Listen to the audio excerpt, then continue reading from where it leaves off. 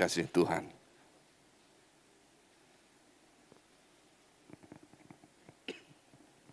Shalom, bersyukur pada Tuhan hari ini Tuhan adakan sekali lagi buat kita semua, sehingga kita semua boleh beribadah bersama-sama di dalam nama Tuhan Yesus Kristus. Dan bagi Bapak Ibu dikasihi Tuhan yang merayakan Hari Raya Tahun Baru, Imlek, saya ucapkan Sinien Kuaile, selamat Tahun Baru, Tuhan memberkati. Nah, Bapak Ibu dikasihi Tuhan, di dalam merayakan Imlek atau Sintia atau Sinien, itu ada sebuah dongeng yang diceritakan turun-temurun. Yang diceritakan begini, ini asal muasalnya Sinien gitu ya, Imlek, perayaan Imlek. Diceritakan ada seekor monster yang bernama Nien. Dan kepalanya itu seperti singa, bertanduk tajam, di atasnya dapat yang tanduk tajam itu bisa digunakan untuk menyerang mangsanya. Dia biasanya hidup di dasar laut, tetapi kalau sudah menjelang akhir tahun lunar, akhir tahun penanggalan bulan, berdasarkan penanggalan bulan, nah pada waktu itu dia muncul ke daratan dan kemudian mulai dia memakan manusia dan ternak-ternak yang ada. Jadi pada waktu itu sebelum monster ini dikalahkan, mereka orang-orang pada waktu itu mereka makan secepatnya sebelum akhir tahun, sebelum awal tahun segera makan, kemudian mereka segera melarikan diri ke gunung supaya menghindari masalah. Suatu saat ada datang seorang laki-laki berambut putih, berambut perak, mendatangi salah seorang penduduk dan berjanji akan mengusir monster itu. Tetapi penduduk tidak percaya, mereka takut dan mereka lebih memilih untuk pergi dari tempat itu, dari perkampungan itu. Dan seorang diri pada waktu monster Nien itu datang menerobos dan kemudian seperti biasanya monster itu mulai makan, mulai memangsa semua ternak-ternak yang ada di situ. Nah, tiba-tiba terdengar suara petasan disertai dengan nyala api yang terang. Monster ini mulai gemetar dan tidak berani melangkah maju. Kemudian lelaki tua ini muncul dengan mengenakan pakaian merah yang membuat monster ini kabur. Nah, kemudian penduduk desa itu mulai kembali dan mereka mendapati ternyata rumah mereka aman. Ternak-ternak mereka ternyata aman dan sehat, baik-baik saja. Kemudian lelaki tua ini memberitahukan kepada mereka 3 senjata rahasia untuk mengusir monster itu. Yaitu benda berwarna merah, lampu terang, dan petasan. Nah, sejak saat itulah orang Tionghoa merayakan Imlek dengan warna merah yang biasanya mungkin dengan hiasan-hiasan berwarna merah, terus kemudian ada hungpao. Hungpao itu kalau dalam bahasa kita adalah angpao. Hungpao itu adalah amplop berwarna merah. Terus kemudian lampu terang. Nah, kita akan melihat lampu-lampu terang, kemudian ada petasan-petasan. Kalau di zaman sekarang di negeri Tiongkok sendiri petasan sudah mulai dilarang. Mereka kalau di kota-kota besar terutama ya sudah tidak boleh terlalu banyak menggunakan petasan. Paling-paling pemerintah yang akan mengadakan, tapi orang per orang biasanya dilarang. Tapi kalau di pedesaan masih boleh orang per orang ataupun mungkin satu kampung menyalakan petasan masih boleh. Nah, Bapak Ibu dikasihi Tuhan, di sini kita mendapatkan sebuah penggambaran yang istimewa.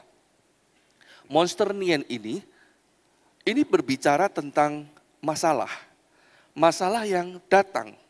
Masalah yang datang membuat kita ini ketakutan. Kemudian senjata rahasia untuk melawan monster ini, itu menggambarkan sebuah rasa optimisme di dalam mengalahkan masalah yang datang. Itu sebabnya kita melihat dimanapun orang Tionghoa itu berada, orang Tionghoa itu cenderung sukses, cenderung bisa berhasil di dalam pekerjaannya.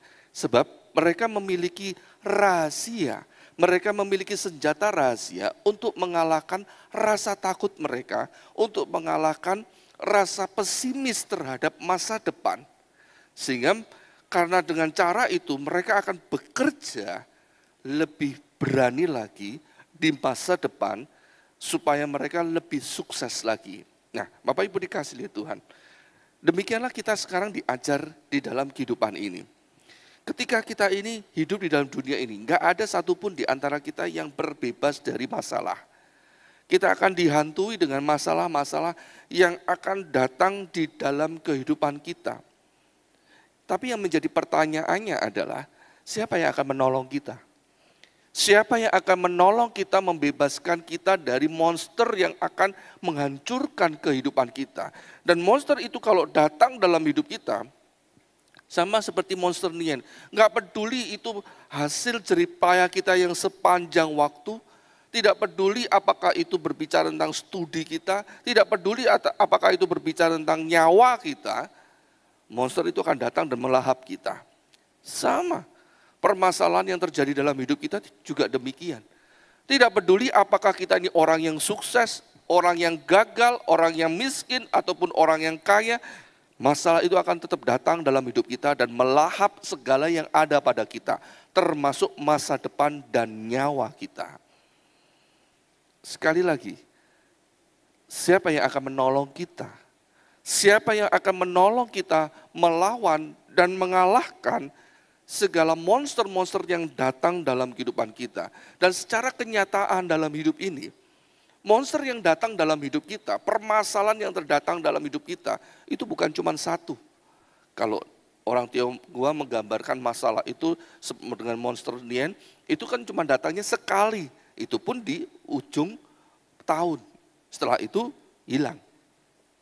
Tetapi Bapak Ibu dikasihi Tuhan, di dalam kehidupan kita nggak bisa memilih begitu. Monster-monster itu datang sesuka hatinya. Dan ternyata kita harus bersyukur kepada Tuhan karena kita memiliki penolong yang ajaib. Kita baca di dalam Mazmur 121 ayat 1 sampai yang ke-8. Mazmur 121 ayat 1 sampai yang ke-8. Aku melayangkan mataku ke gunung-gunung, dari manakah akan datang pertolonganku? Pertolonganku ialah dari Tuhan yang menjadikan langit dan bumi. Ia takkan membiarkan kakimu goyah, penjagamu tidak akan terlelap. Sesungguhnya tidak terlelap dan tidak tertidur penjaga Israel. Tuhanlah penjagamu, Tuhanlah naunganmu di sebelah tangan kananmu. Matahari tidak menyakiti engkau pada waktu siang atau bulan pada waktu malam. Tuhan akan menjaga engkau terhadap segala kecelakaan, Ia akan menjaga nyawamu. Tuhan akan menjaga keluar masukmu dari sekarang sampai selama-lamanya. Nah, Bapak Ibu dikasihi Tuhan, Tuhan datang di dalam kehidupan kita untuk menjadi penolong. Dialah yang memberikan pertolongan demi pertolongan di dalam kehidupan kita. Ketika kita mendapatkan permasalahan, kita mencari siapa yang mau menolong kami, siapa yang menolong saya, bisa menolong saya. Dan Tuhan hadir di tengah kita, hadir di dalam hidup kita. Dia, Tuhan yang menjadikan langit dan bumi, memberikan kekuatan, memberikan keajaibannya supaya kita benar-benar tertolong secara tuntas. Nah, Bapak Ibu dikasihi Tuhan, di dalam kehidupan kita, berapa kali kita dihancurkan oleh monster-monster permasalahan. Monster-monster permasalahan itu datang nggak peduli waktu. Bahkan kadang-kadang kalau kita berharap, hari ini saya ulang tahun, atau hari ini saya mau merayakan Natal, hari ini saya mau merayakan Paskah, hari ini saya mau merayakan Imlek, saya hari ini mau merayakan Tahun Baru. Ini hari bahagia saya. Ini pernikahan saya merayakan hari kebahagiaan.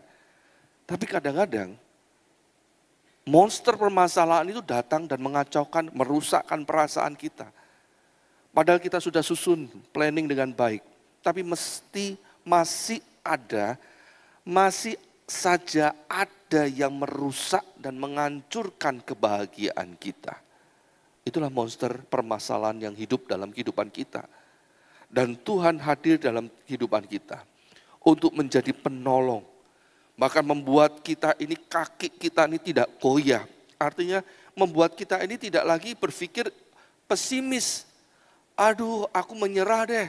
Aku melarikan diri deh dari permasalahan. Aku melarikan diri dah dari kehidupan ini. Tapi Tuhan berkata, Tuhan menyertai, Tuhan menolong. Sampai kaki kita ini tidak goyah, kata pemazmur. Dan Tuhan menaungi dengan luar biasa. Melindungi, menjagai kita. Menjagai nyawa kita sehingga kita tidak celaka. Lihat Bapak Ibu dikasihi Tuhan. Perlindungan yang Tuhan berikan itu sempurna. Jauh lebih sempurna daripada yang kita butuhkan dan yang kita inginkan dalam hidupan ini.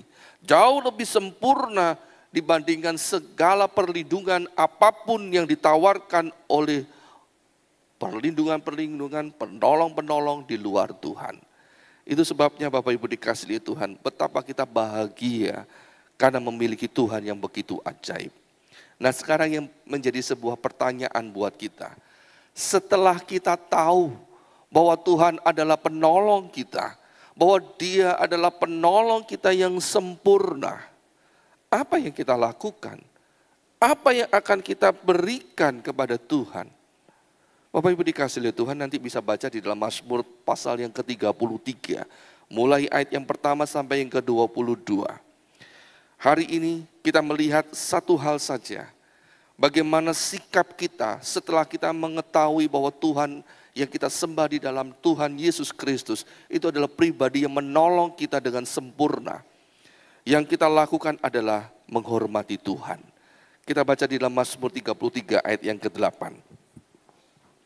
Mazmur 33 ayat yang ke-8, tetapi engkau telah berbicara dekat telingaku, dan ucapan-ucapanmu telah kudengar. Mazmur 33 ayat yang ke-8, betul itu? Betul ya?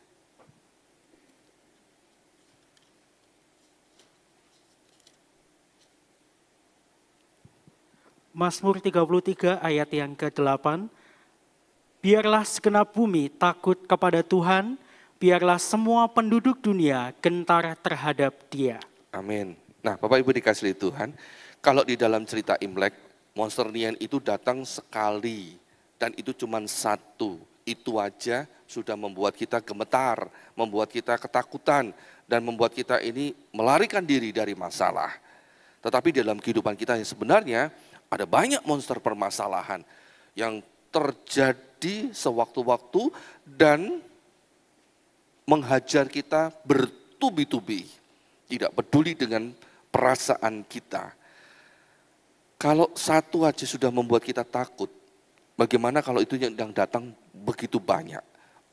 Bisakah, mampukah kita bertahan di dalam kehidupan ini dan tetap hidup bahagia? Bapak Ibu dikasihi Tuhan, di dalam Mazmur 33 ayat yang ke-8 itu dikatakan tadi ada beberapa kata, biarlah segenap bumi takut kepada Tuhan, biarlah semua penduduk dunia gentar terhadap Dia. Kata takut dan gentar itu merujuk kepada sebuah perasaan, suatu perasaan dan pikiran untuk menghormati. Perasaan hormat ini muncul karena Tuhan memiliki kuasa yang ajaib. Rasa takut dan hormat dan gentar ini memberikan sebuah wujud bahwa kita sedang menghormati. Sehingga kita nggak berani macam-macam terhadap Tuhan. Sebaliknya, karena ada rasa takut dan gentar, maka kita mulai menjadi hormat dan kagum kepada Tuhan. Ketika Tuhan menunjukkan sisi kehebatan dan kuasanya, kita melihat ada keajaiban yang terjadi.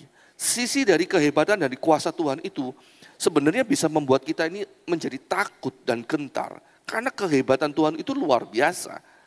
Tetapi karena kita melihat bahwa Tuhan memiliki kuasa yang begitu ajaib, dan kita merasakan keajaiban Tuhan itu bukan untuk mencelakai kita, sebaliknya untuk melindungi dan mengasihi kita, maka muncullah rasa hormat, dan kagum. Itulah yang disebut sebagai takut, rasa takut dan gentar di hadapan Tuhan. Nah Bapak Ibu dikasihi oleh Tuhan, keajaiban Tuhan dan kuasa Tuhan itu dinyatakan di tengah-tengah kehidupan kita melalui firman-Nya, melalui kuasa firman-Nya maupun keajaibannya. Sehingga kita melihat Tuhan itu nggak main-main di dalam kehidupan kita. Mazmur 33 ayat 6 sampai ke 11 kita baca ini. Mazmur 33 ayat 6 sampai yang ke-11.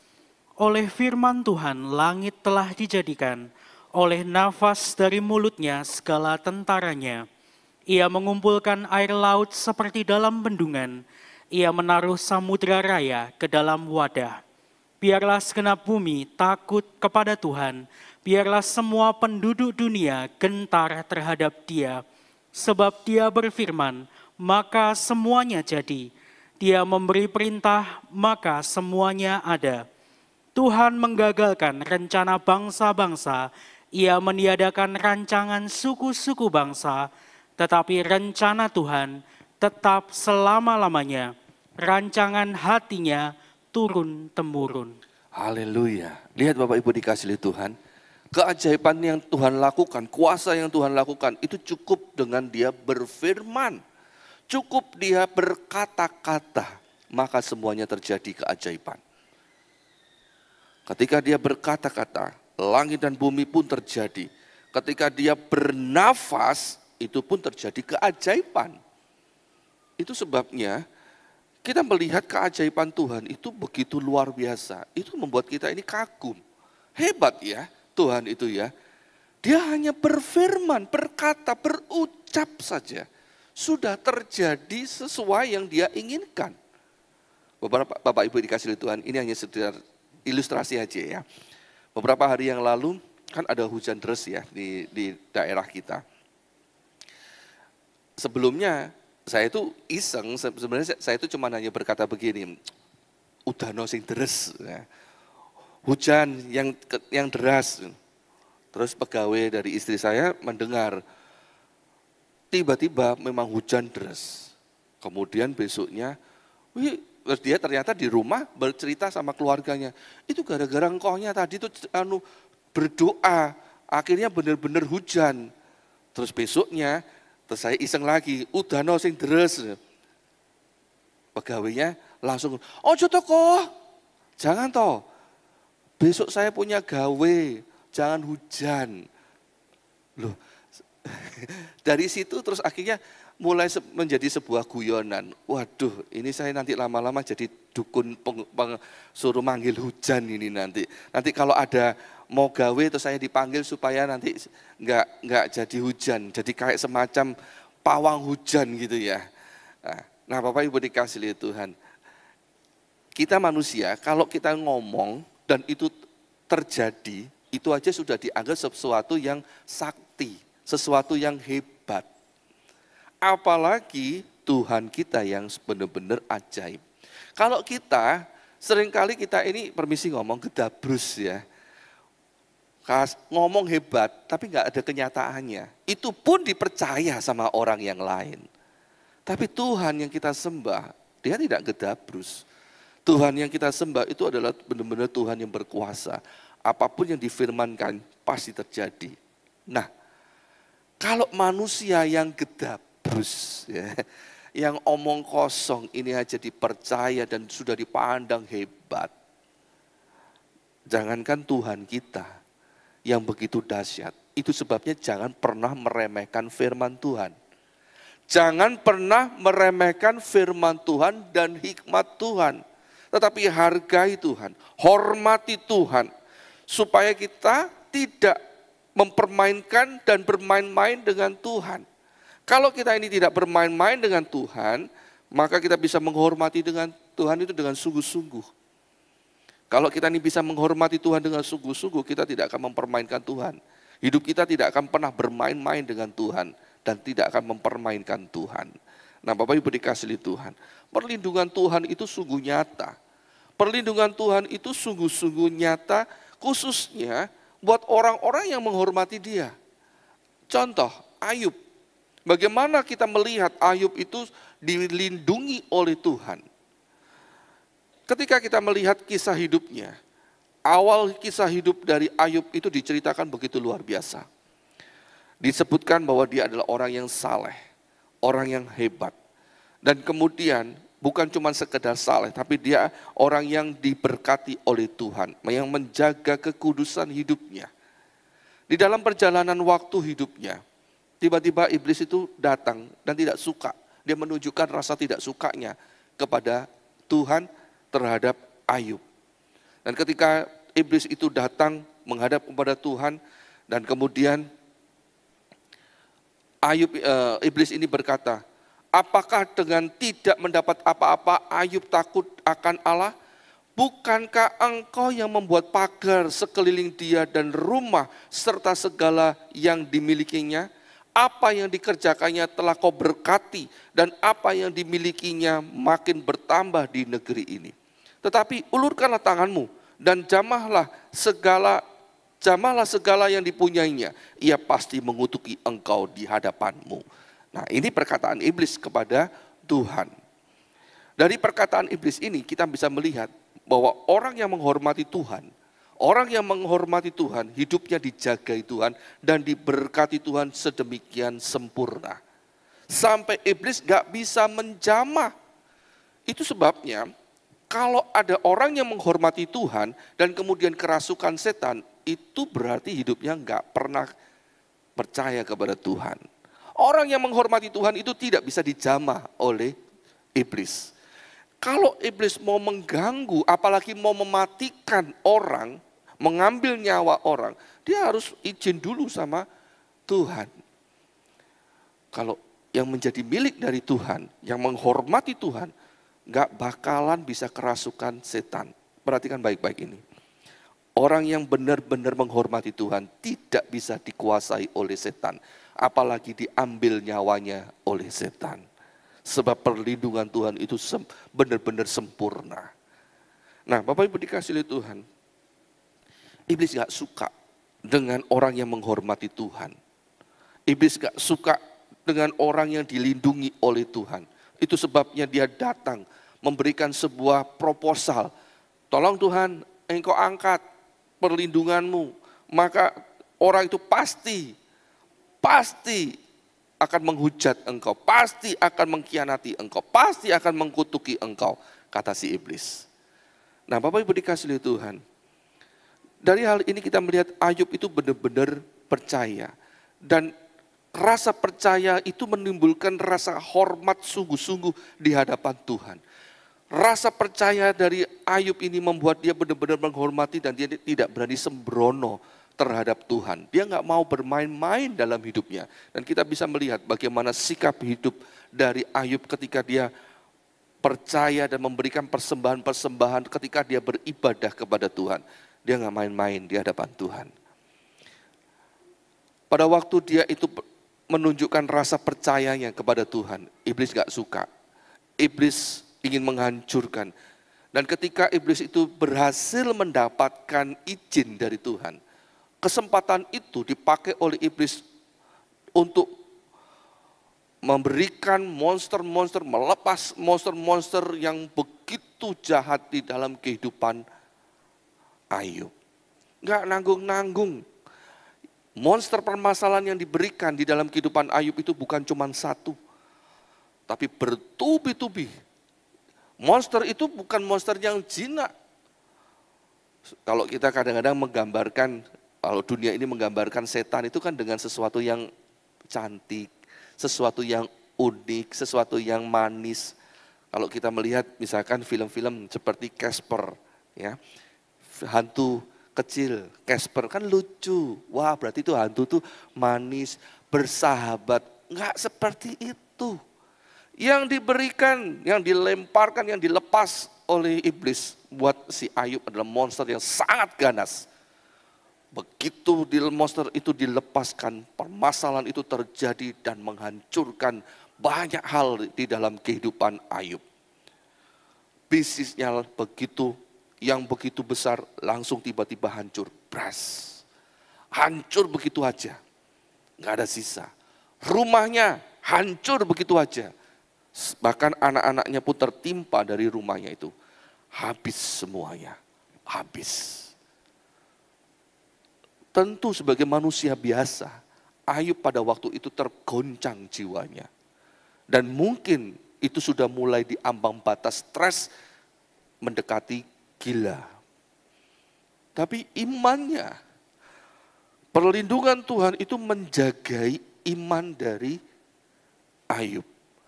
Penjagaan dan perlindungan Tuhan yang tidak Ayub lihat, itu ternyata menjagai Ayub dari kerusakan jiwa. Ternyata dia masih bisa berpikir waras. Ternyata dia tidak sampai gila. Dia masih bisa mencari Tuhan. Dia masih bisa berpikir tentang Tuhan. Dan dia masih bisa menghormati Tuhan. Nanti bisa baca Ayub di dalam pasal berikutnya. Di dalam ayat yang ke-1, Ayub pasal 1 ayat 13 sampai 19 itu diceritakan bagaimana Ayub dihancurkan oleh monster-monster permasalahan. Dan kemudian di dalam Ayub yang kedua, pasal yang kedua ayat yang ketiga sampai ke-10 di situ diceritakan kembali bahwa iblis nggak puas.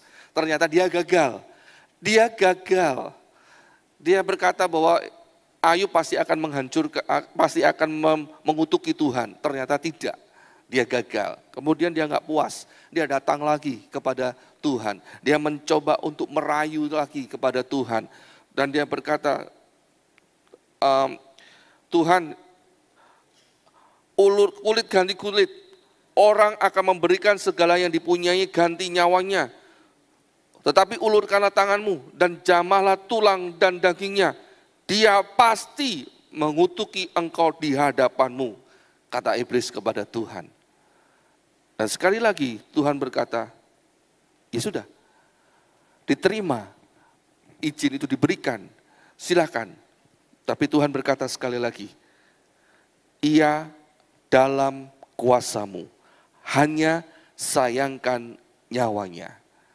Ternyata sekalipun monster itu nanti akan diberikan kepada, diluncurkan, diberikan pada Ayub, tapi perlindungan Tuhan nggak pernah terlepas.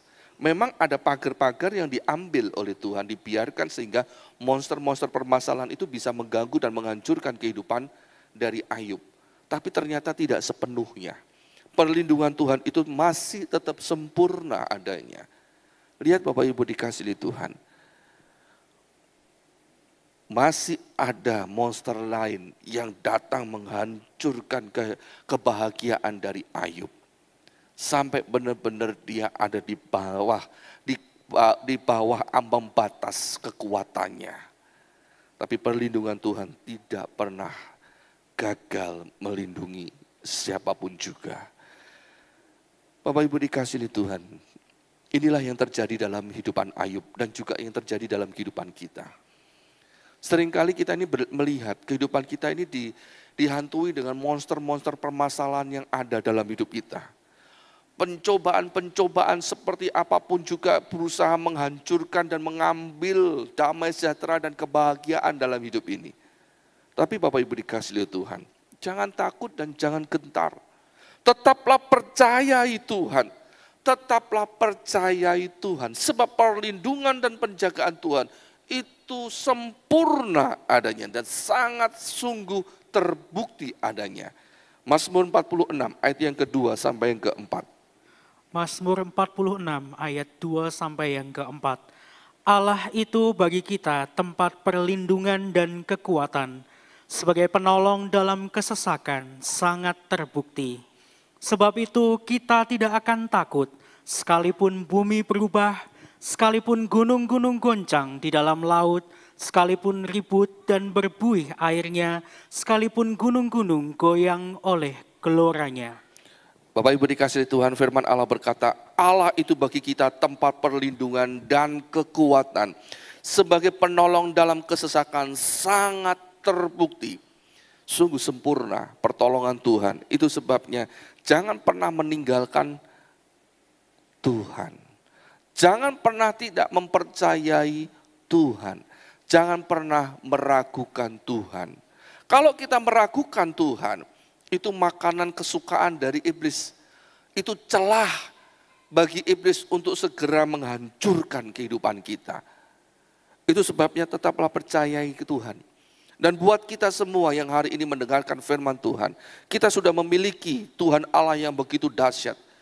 Jangan gadaikan Tuhan, jangan tukarkan Tuhan kita dengan apapun juga di dalam hidupan ini. Rugi kita. Begitu kita keluar dari perlindungan Tuhan, udah kita akan dimakan habis oleh monster-monster kesusahan yang ada di dalam hidup ini. Dan ketika kita keluar dari perlindungan Tuhan, siapa yang akan melindungi kita? Siapa yang akan menjagai kita? Tapi justru kalau kita ini ada di dalam penjagaan Tuhan, meskipun Tuhan mengizinkan monster permasalahan itu datang dalam kehidupan kita, itu hanya sebagian kecil. Dan kita justru akan melihat kuasa Tuhan itu dinyatakan di dalam kehidupan kita, dan kita akan melihat bahwa Tuhan kita itu sungguh melindungi kita. Sampai kita ini benar-benar terkagum-kagum akan kuasa dan kebaikan Tuhan. Dan kemudian akan semakin kita hormat kepada Tuhan. Sama seperti yang terjadi di dalam kehidupan Ayub. Meskipun Ayub itu mendapatkan masalah yang kita rasa sebagai manusia, masalah yang begitu dahsyat terjadi dalam kehidupan ini. Tapi ternyata permasalahan itu membuat Ayub makin hormat, makin menghargai Tuhan. Dia semakin mengerti pribadi Tuhan. Dia semakin sujud menyembah kepada Tuhan. Dia kagum kepada Tuhan. Itu sebabnya Bapak Ibu dikasihi Tuhan, jangan pernah meninggalkan Tuhan. Jangan pernah meragukan Tuhan. Sebab sama seperti yang dilakukan terhadap Ayub, Tuhan mampu melindungi kita pula. Apapun yang menjadi permasalahan kita, entah itu tentang sakit penyakit, sama seperti yang dialami oleh Ayub. Dia mengalami sakit penyakit, sampai kulitnya dikerok pakai beling. Itu sesuatu yang menyakitkan. Tetapi Ayub tetap belajar untuk mempercayai dan menghormati Tuhan. Dan ketika dia mempercayai Tuhan dan menghormati Tuhan, ternyata dia makin percaya, makin mempercayai Tuhan. Dia kehilangan harta kekayaan bukan karena kesalahannya. Kalau orang dunia bilang lagi sial, lagi apes gitu ya.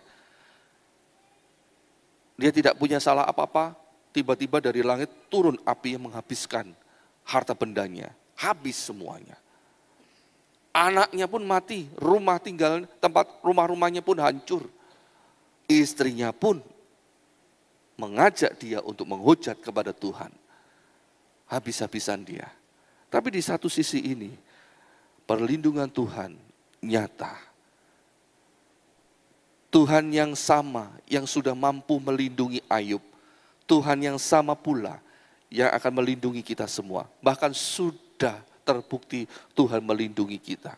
Ada banyak perlindungan-perlindungan Tuhan yang tidak kita sadari. Sama seperti yang Ayub rasakan. Ada banyak perlindungan-perlindungan Tuhan yang terjadi dalam hidupnya.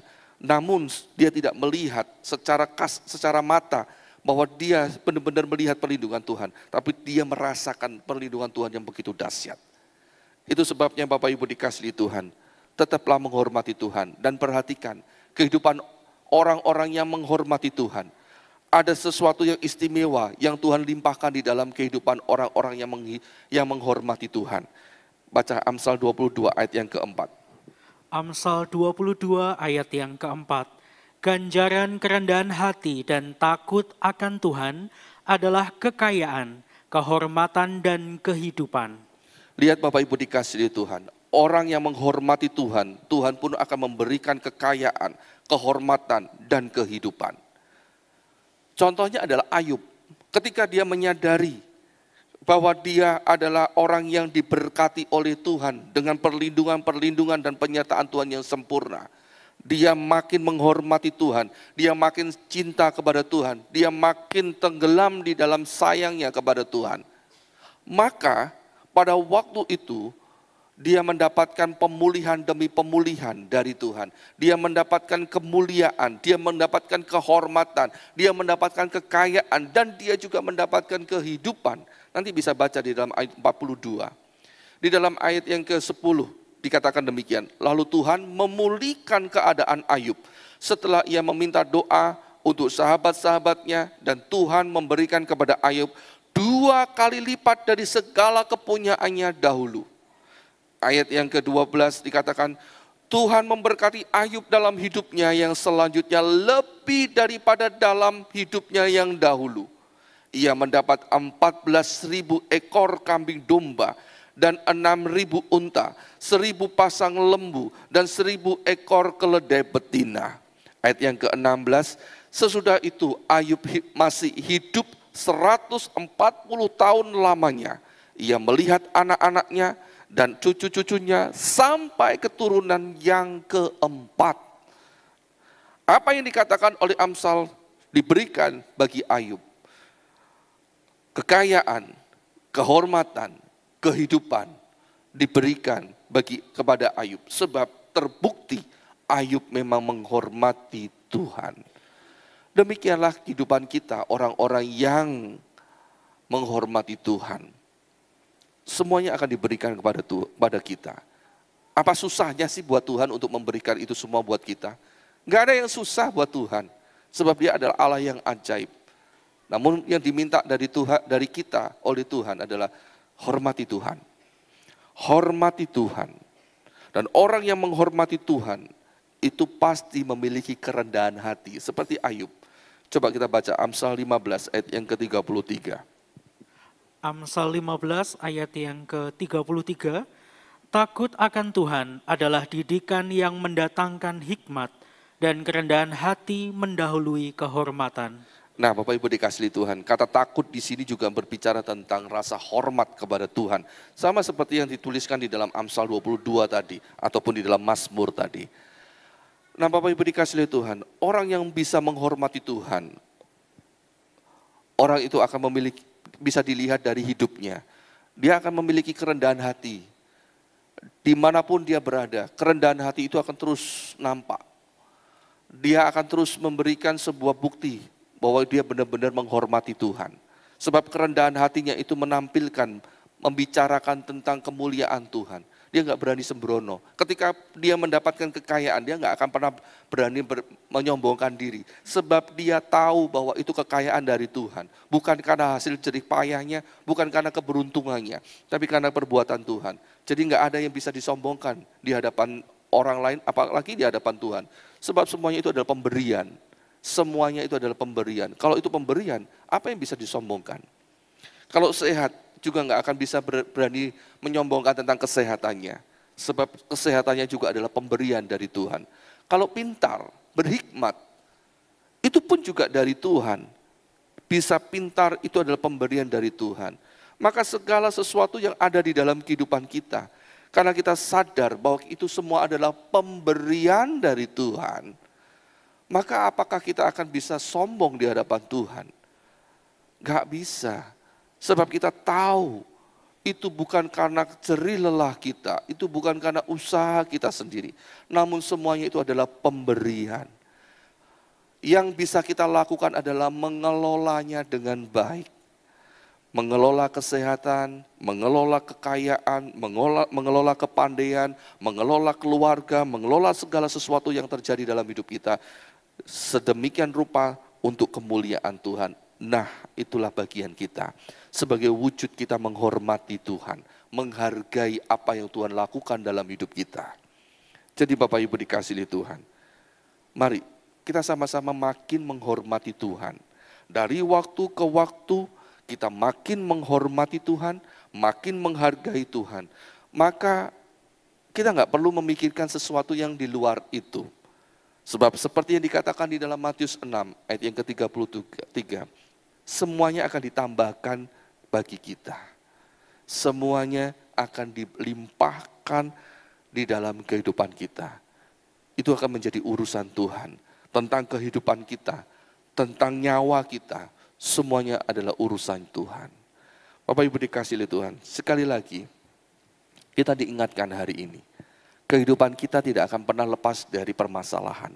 Sampai kita mati pun permasalahan itu akan terus menghantui dan akan terus berusaha menghancurkan kebahagiaan kita. Tetapi kita tidak perlu takut. kita memiliki Tuhan yang dahsyat. Kita memiliki Tuhan yang ajaib, yang mampu mengalahkan segala monster-monster permasalahan itu, yang mampu mengalahkan iblis. Itu sebabnya kita perlu berlindung kepada Tuhan. Kita perlu berlindung dan menyatakan rasa hormat kita kepada Tuhan. Maka hidup kita pun akan ada di dalam kasih dan kemurahan Tuhan. Dan patutlah bagi kita sekarang untuk kita ini datang kepada Tuhan dengan memberikan persembahan, membawa persembahan hormat dan pujian yang termulia bagi Tuhan. Mazmur 33 ayat 1 sampai yang keempat dan ayat yang ke-20. Mazmur 33 ayat 1 sampai yang keempat dan ayat yang ke-20. Bersorak-sorailah hai orang benar dalam Tuhan, sebab memuji-muji itu layak bagi orang-orang jujur.